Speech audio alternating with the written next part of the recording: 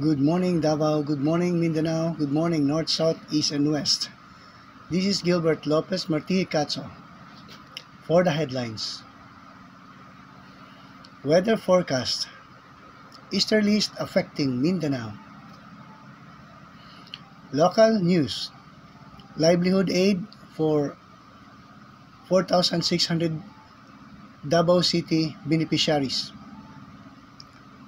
Hubahid decries harassment by Tagum CSU. Boycott earring taxi drivers. Efforts intensified versus airport taxi fraud. National news. IBP Pampanga inducts new members. Bong Pineda. Skin transfer voters registration in CSF. International news. UK forces may be deployed on the ground in Gaza to help deliver aid.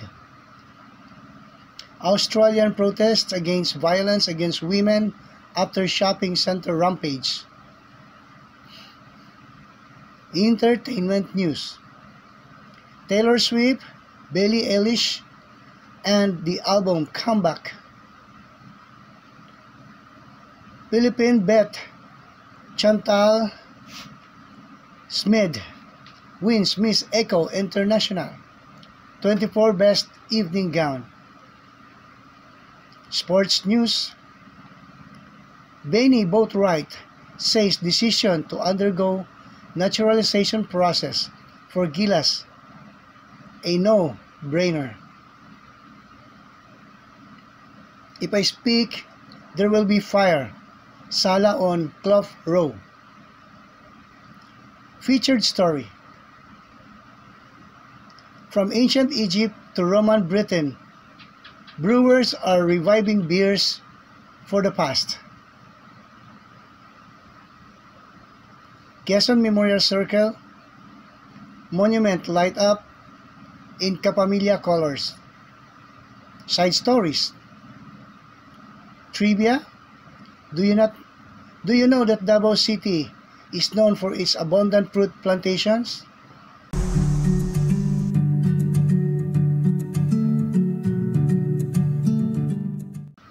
Weather forecast. Mindanao will have partly cloudy to cloudy skies with isolated rain showers or thunderstorms due to easterlies. Localized thunderstorms. Light to moderate winds from east to northeast with slight to moderate seas.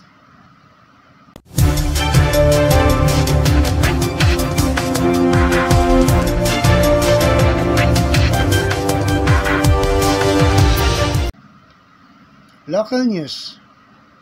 An official from Department of Labor and Employment Davao Region, Dole Davao, said that approximately 46,000 beneficiaries in the region or in the Davao region are part of the Dole Integrated Livelihood Program, DILP, and the Tulong Panghanap Buhay at Ating Disadvantaged Displaced Workers, TUPAD. Randolph C. Pensoy, the Regional Director of Dole Davao, said during Wednesday Habi at Kape. On April 24, 2024, at Ayala Malls, Abrisa, that the number of beneficiaries of their DILP and TUPAD programs has increased from 39,638 to around 46,197. Pensoy noted that the beneficiaries have been profiled and work engagement has commenced. He emphasized the importance of TUPAD and DILP for the residents of Davao region, particularly those affected by extreme weather conditions like El Nino and recent environmental disturbances such as the shear line and low pressure area LPA earlier this year. Moreover, the financial assistance provided to these beneficiaries has increased from 246 million to 288 million. Of this month, 49 million is earmarked for DILP, while the remainder will go to TUPAD beneficiaries. Suspended Davao del Norte Governor Edwin Hubahib expressed his dismay over alleged harassment by the Civil Security Unit, CSU, of Tagum City. In a Facebook post on April 25, 2024, Hubahib said the alleged harassment was led by retired Police Major Mike Tulin and retired Police Major Mike Abarquez, who were boarding a red-plated vehicle of the city government of Tagum. Apan ngano man nga miabot man sa punto nga miabot man ang grupo sa city government of Tagum aron mangharas sa mga tao nga naa sa Kapitolyo. Why would they reach a point where a group from the Tagum city government is harassing people of the Capitol, he said.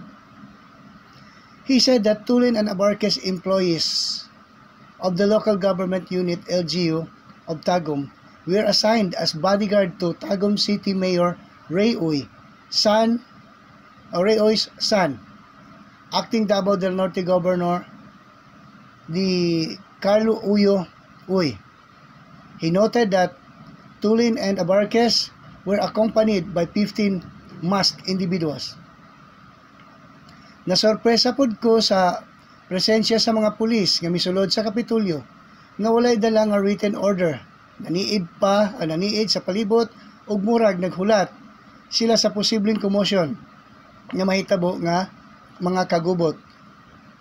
I was surprised by the presence of police entering the Capitol without a written order, surveying the areas as if anticipating possible disturbance or trouble, he said. An official from the Land Transportation Office, Davao Region, LTO Davao, urged the public to avoid patronizing taxi drivers who do not use their meters. Eleanor Calderon, Regional Director of LTO Davao, bared this during the AFP-PNP press forum at the Royal Mandaya on Wednesday morning after April 24, 2024.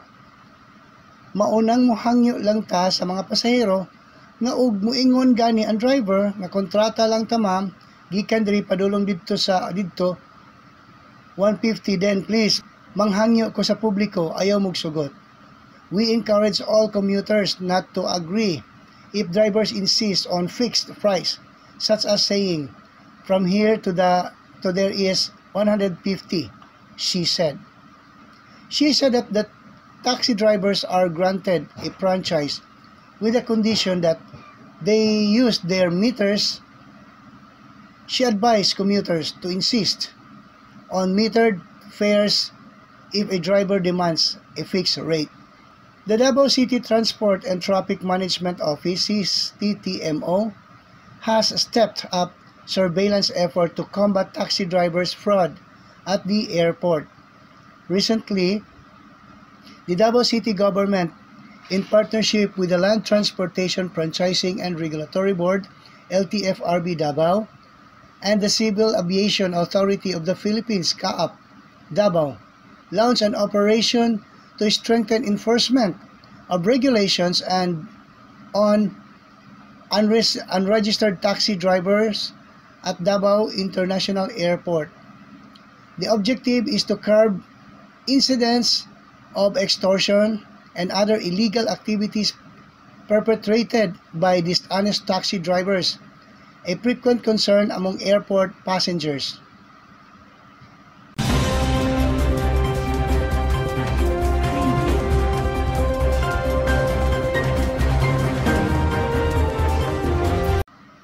National news. City of San Fernando, the Integrated Bar of the Philippines, Pampanga Chapter IBP Pampanga, on Saturday welcomed to its fold 17 new members or member lawyers. The new members include 2 who made it to 20 top-notchers in the most recent bar examination, IBP. National Executive Director Jose Perpito Lutilla said as guest of honor and inducting officer, while officer in charge, Governor for Central Luzon Maria Imelda Q. Tuazon and Jose Teodoro, who represented Mayor Vilma Caluag, as delivered their respective message during the event. Leading the welcome rites at the Heroes Hall in the city where IBP Pampanga officer headed by its President Alejandro Buan. Businessman Rodolfo Pineda and his daughter, board member Mylene Pineda Cayabyab, filed their transfer of votes registration in the city of San Fernando. The younger Pineda was also accompanied by her husband, Archin Cayabyab, who also filed his voters registration in the city of San Fernando. The three arrived at the Local Commission on Election (COMELEC) office at 11:30 a.m. In a short interview, the elder Pineda said he hopes for better future of San Fernando.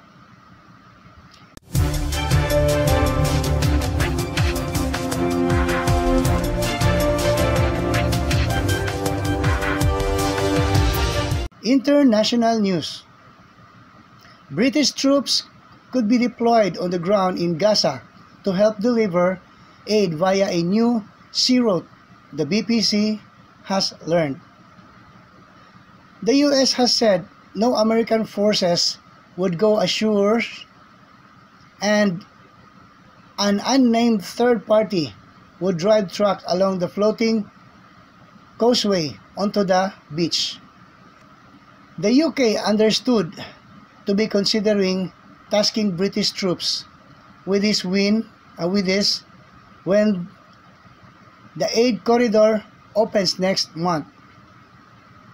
Whitehall sources said no decision had been made and the issue had not yet crossed the Prime Minister's desk.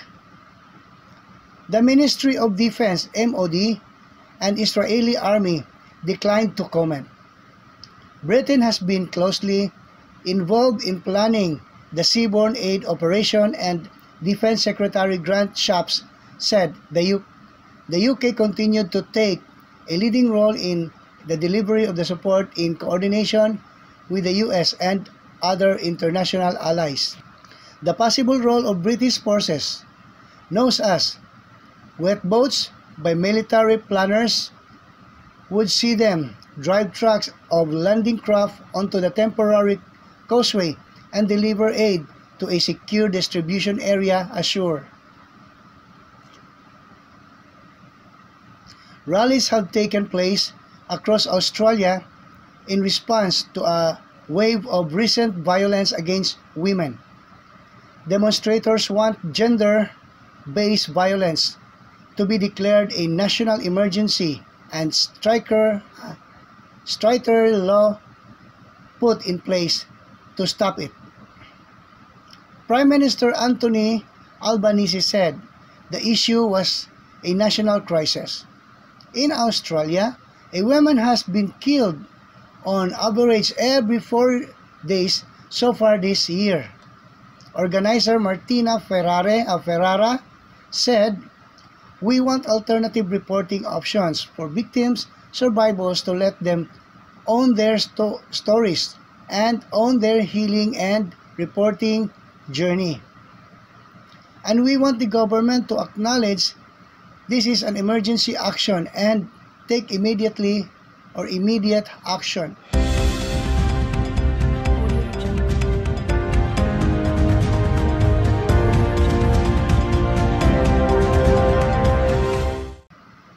Entertainment news. Beyonce released 2 of 1 Go. Dua Lipa let her fans have 3. Taylor Swift's She Kept Everything Under Wraps. The Tortured Poet department drops last week with no single release in advance, and next month Billie Eilish says she'll be doing the same. For years, commentators have been warning that the album is dead and the single reigns supreme. That's partly down to streaming apps like Spotify and Apple Music, which let fans pick and choose their favorite tracks from artists and curate personalized playlists. But could two of the world's biggest stars opting the ditch singles breathe life back into album? Philippine vet Chantal Smith wins Miss Eco International 24 Best Evening Gown. On the social media post of Miss Eco International on Friday, Smith stood in the crowd among the candidates of this year's pageant. Smith was picked as a country's representative in Miss Eco International 2024 after finishing as a finalist in the Miss Philippines 2023, which was won by Althea Ambrosio. She aims to win the country's third Miss Eco International crown after Kathleen Patton and Cynthia Tomalia. The Miss Eco International 2024 Coronation Night will be held on April 28.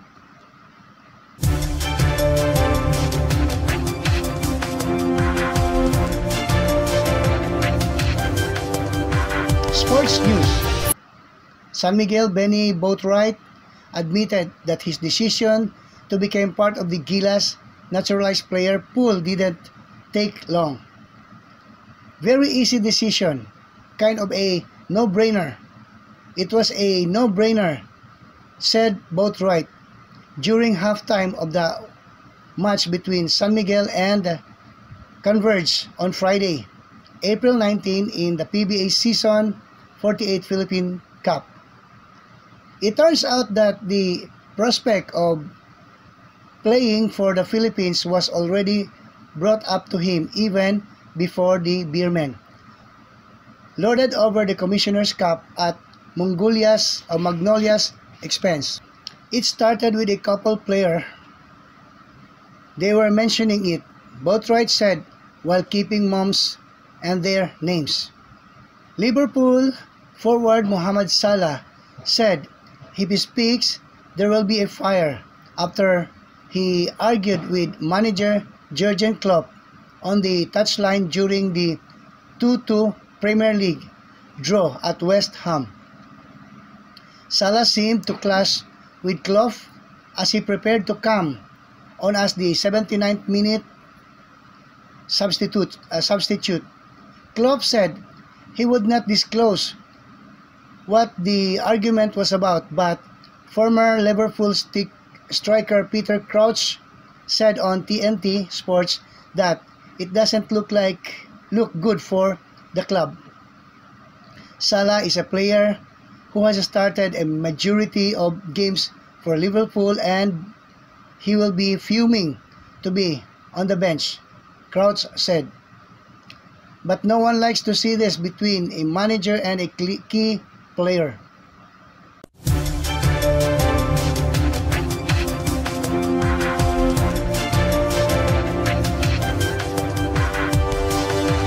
Featured stories.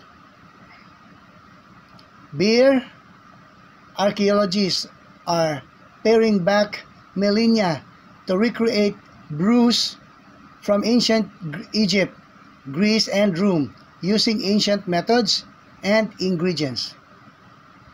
Some of the most interesting beers made in recent years provide a drinkable windows into human history. These so-called rebrews of age-old ales were once savored in places ranging from ancient Egypt and Greece to Celtic and Viking Europe. Their drinkers like a choice too, with 5,000 years old Babylonian carved stone tablet depicting recipes for nearly 20 different barley-based beers. Recreating ancient beers allows us to touch and taste history. It humanizes our ancestors and makes us realize that we are not so different, says Travis Roof, who combines teachings classic and anthropology at the University of Colorado with his past professional brewing experience at the Boulder-based producers Every Brewing. It's a combination of skills that led him to create a line and archaic rebrewing or rebrews, earning him the tag of the beer archaeologist, which is now the name of the business.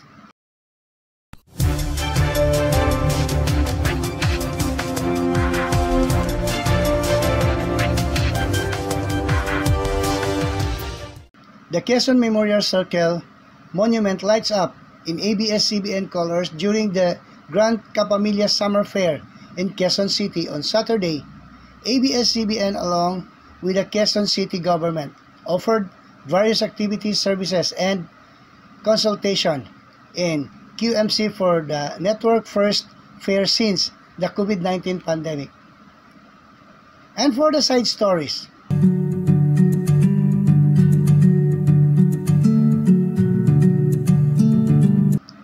and for the trivia, do you know that Davao City is known for its abundant fruits plantations? From mangosteen to pomelo, Davao's fertile soil yields a bounty of sweet and exotic fruits. And that's all our news for today. Please like, share, subscribe, and click the bell button for you to be updated on the Pinoy Rab News channel. This is Gilbert Lopez Marti Cazzo. Good morning.